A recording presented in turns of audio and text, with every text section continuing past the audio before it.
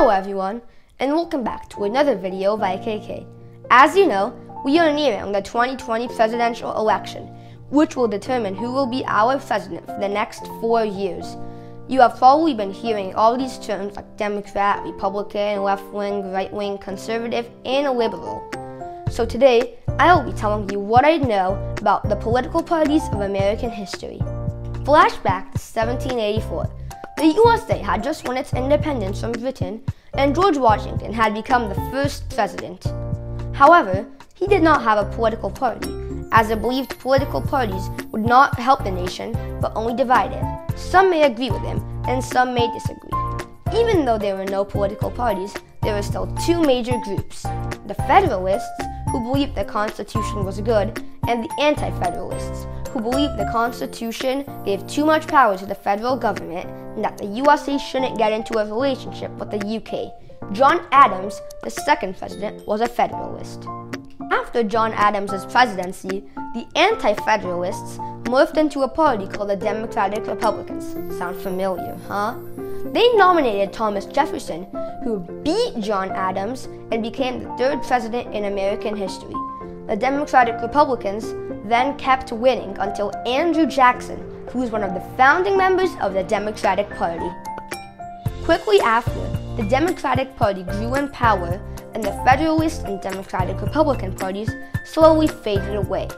Many people who feared the Democratic Party went and created their own party called the Whig Party, and no, they did not wear wigs. A few years later, Zachary Taylor became the first Whig president, which was a surprise. Then, the two parties switched back and forth controlling the White House, that is, until 1853, when Millard Fillmore, the last Whig president, left office. Then, the Whig Party also slowly faded away. Now, many of the former Whigs joined the newly formed Republican Party. The Republicans were against slavery, while the Democrats supported it. Many at the time Democrat states, like Texas and South Carolina, seceded from the Union in the 1860s, and that is what started the Civil War.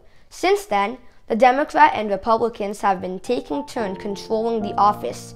There may be some changes in the future, but no one knows for sure. Now, for those terms I said I would define at the beginning of the video. Democrats are referred to as liberals, while Republicans are referred to as conservatives.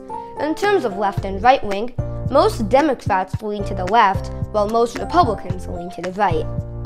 Now that you know that the Democrats are left wing and the Republicans are right wing, you might be wondering, how did this whole left and right wing thing come to be?